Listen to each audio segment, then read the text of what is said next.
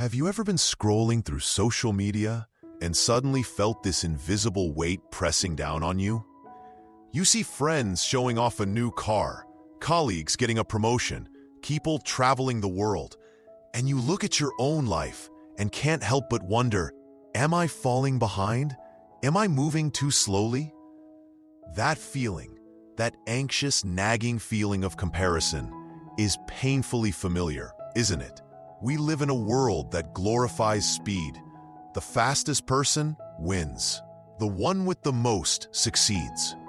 We get swept up in a marathon with no finish line. And sometimes we're running without even knowing why. We just know we can't stop. But what if there was another way to live? What if true happiness wasn't about outrunning everyone else, but about finding and honoring our own unique pace? Today, as we stand at the threshold of new beginnings, I want to share a topic with you that I believe can fundamentally change how we see our lives. Living well in your own rhythm. And our guide on this journey is none other than one of America's greatest thinkers, Henry David Thoreau, through his timeless masterpiece, Walden, or Life in the Woods. This isn't just a book, my friends. It's a declaration of independence, a daring life experiment, and a lighthouse for anyone who feels lost in the noise of the modern world. So go grab yourself a warm cup of tea, find a comfortable spot, and let's begin today's journey with book-smart insights. Before we can set foot in that little cabin by Walden Pond, we need to understand the man who built it. Who was Henry David Thoreau, and what drove him to make such a crazy decision? Picture America in the mid-19th century.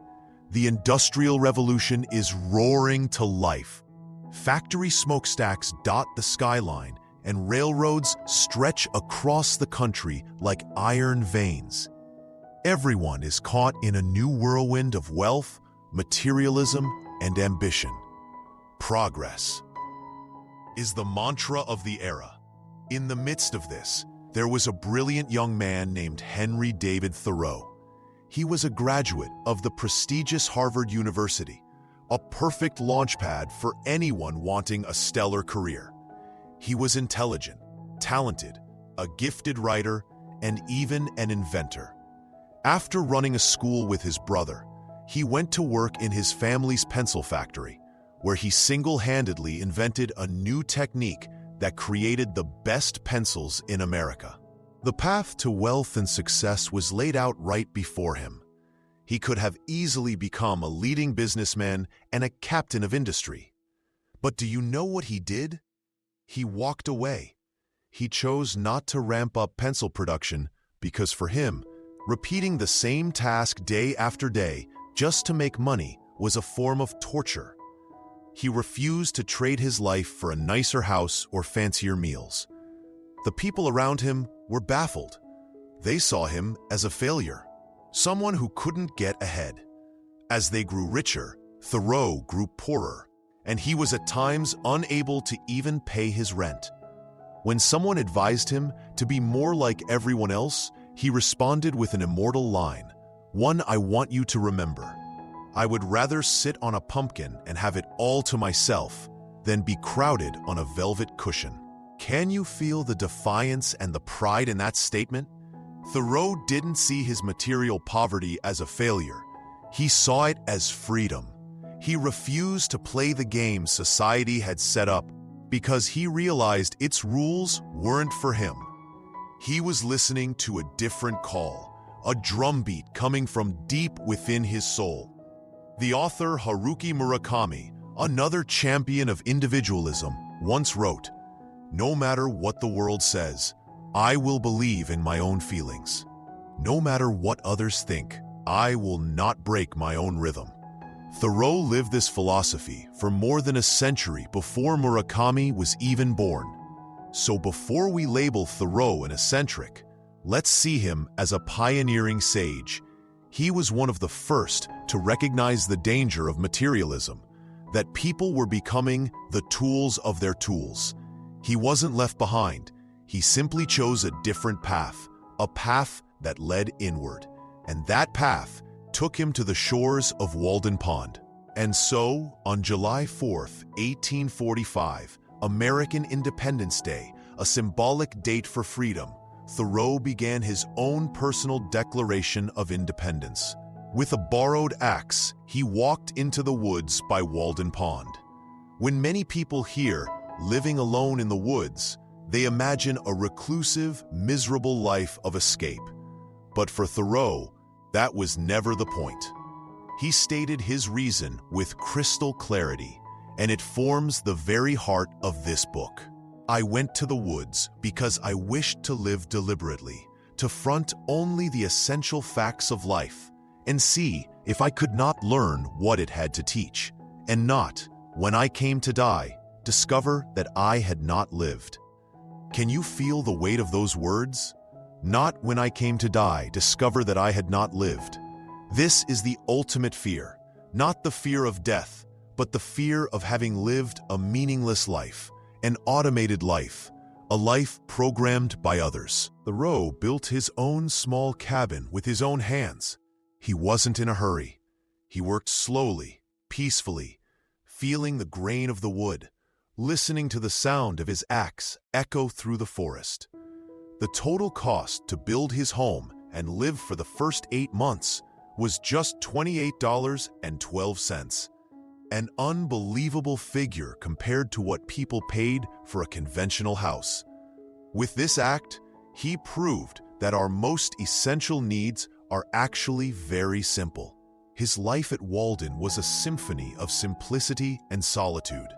He befriended the mountains and rivers, and he conversed with the birds. He watched ants wage war, listened to the cry of the loon on the pond, and felt the turning of the 4 seasons with his entire being. Many might think, God, that sounds so boring. But Thoreau found an infinite richness in that simplicity. He wrote, "A man is a success if he gets up in the morning and gets to bed at night, and in between, he does what he wants to do." At Walden, he was truly living the life he wanted. He had time to read, to write, to ponder the great questions of existence, and most importantly, to explore his own inner world. The quiet of the forest didn't make him lonely. It helped him hear his own inner voice more clearly.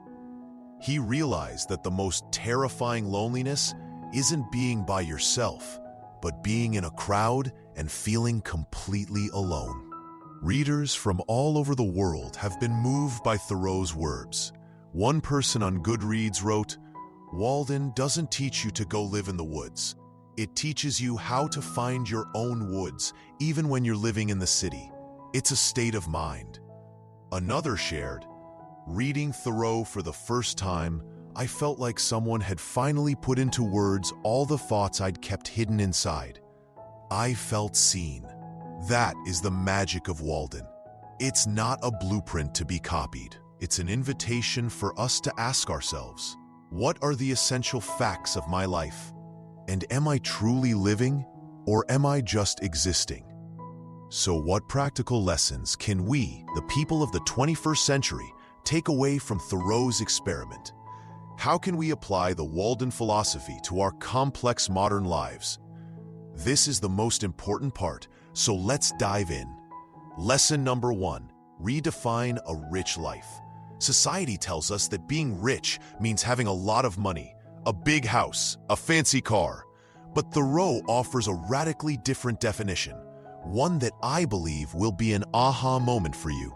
The cost of a thing is the amount of what I will call life, which is required to be exchanged for it, immediately or in the long run. Let that sink in for a moment. When you work a job you hate to buy a designer handbag, the cost of that bag isn't just money. It's the 8 hours a day you spend in misery. It's the stress. It's the time you can't spend with your family, on your hobbies, or just resting. Your life is the currency. Thoreau teaches us that true wealth is time, freedom, and rich experiences. An evening spent watching the sunset, a deep conversation with a loved one, a great book. These are the priceless assets that money can't buy. So, the question for you is, are you paying too high a price in the currency of your life for things you don't truly need? Lesson number 2, embrace the power of simplicity. Thoreau shouted a call across the centuries: simplicity, simplicity, simplicity. He argued that our lives are frittered away by detail. Just look at our modern lives. Hundreds of unread emails, thousands of notifications on our phones, closets full of clothes but nothing to wear, schedules packed with appointments. We are drowning in complexity. Living simply doesn't mean living in poverty. It means intentionally removing the non-essential to focus on what truly matters. It's learning to say no to distractions. It's choosing quality over quantity. Steve Jobs, a known admirer of minimalist philosophy, once said, "Simple can be harder than complex. You have to work hard to get your thinking clean to make it simple. But it's worth it in the end, because once you get there, you can move mountains." Try starting small. Declutter your living space. Unfollow negative social media accounts. And set aside a period each day to be completely screen-free. You will be amazed at the peace and clarity that simplicity brings. Lesson number 3, march to the beat of your own drum. And here it is, perhaps the most famous and powerful message from Thoreau. He wrote, "If a man does not keep pace with his companions, perhaps it is because he hears a different drummer. Let him step to the music which he hears, however measured or far away." This quote is a resounding affirmation of individualism, of the courage to be yourself.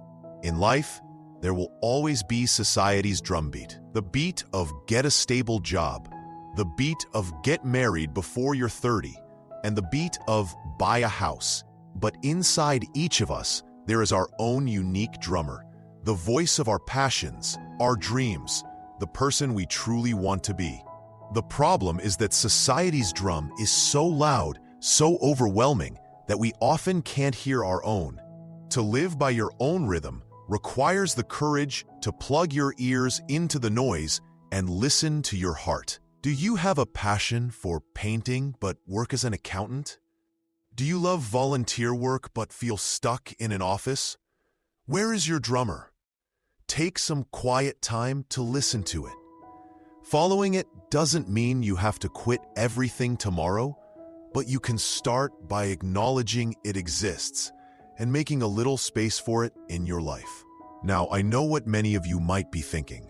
This all sounds great, but Thoreau's time was different. I can't just quit my job and leave my family to live in the woods. This is unrealistic, and you are absolutely right. It is crucial to understand, and Thoreau himself would have wanted this, that we are not meant to literally copy his life. Walden is not a geographical location. It's a philosophy, an attitude. The goal isn't for us all to become hermits, but for us to find our own Walden pond within our current lives. So, what could your Walden pond look like? Maybe it's 30 minutes every morning when you wake up a little earlier, don't reach for your phone, and just sit quietly with a cup of coffee, reflecting and setting an intention for your day. Maybe it's a tech Sabbath, one day a week where you completely disconnect from social media to connect more deeply with yourself and those around you. Maybe it's a small corner of your home, a dedicated space for reading, writing, or doing whatever you love without interruption. Maybe it's the brave decision to turn down an extra project, even if it pays well, so you can have your evenings free to play with your kids. Or maybe it's practicing mindfulness, learning to observe your thoughts without being carried away by them, and finding stillness even in the midst of chaos. The thinker Cal Newport, in his book, Digital Minimalism, echoes this idea, arguing that we must be intentional and aggressive in choosing which technologies we allow into our lives, rather than letting them control us. That is the spirit of Walden in the digital age. You don't need a forest, you just need intention. You don't need an axe, you just need determination. Create small sanctuaries for your soul where you can recharge and listen to your own drumbeat. Here's an interesting fact. Thoreau only lived at Walden for 2 years, 2 months, and 2 days. Then he returned to society. Some might see this as a failure, proof that he couldn't handle that life after all. But his reason for leaving was just as powerful and philosophical as his reason for going. He wrote, "I left the woods for as good a reason as I went there. It seemed to me that I had several more lives to live, and could not spare any more time for that for one." This is the final piece of the puzzle, and another aha moment. Living at your own pace doesn't mean finding one path and sticking to it forever. Life is fluid, it moves, and it changes. And so do we. Thoreau's departure shows that he feared something even more than the complexity of society, the stagnation of habit, even a good habit. He realized the path he had worn to his cabin door had also become a worn path in his mind. He needed to keep exploring, to keep experiencing those several more lives. The lesson here? Give yourself permission to change and grow. Your rhythm at 20 might be different from your rhythm at 30 or 40. Your passions might evolve. Don't be afraid to leave a Walden you've grown comfortable with to start a new journey. Growth is the process of continually discovering and redefining yourself. So, we've traveled a long way together, from the bustling streets of 19th century America to the quiet shores of Walden Pond, and back to the questions of our own modern lives. Through the story of Henry David Thoreau, we realize that living well at your own pace is not an empty slogan. It is a conscious choice. It's the choice of simplicity over complexity. It's the choice of experiential wealth over material wealth. It's the choice of the courage to be different over the fear of judgment. And most importantly, it is the choice to truly live instead of merely existing.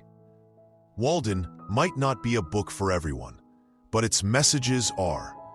No matter where you are on your journey, whether you're feeling content or struggling, I believe Thoreau's ideas can be a companion, a gentle reminder that you have the right to march to the beat of your own drum.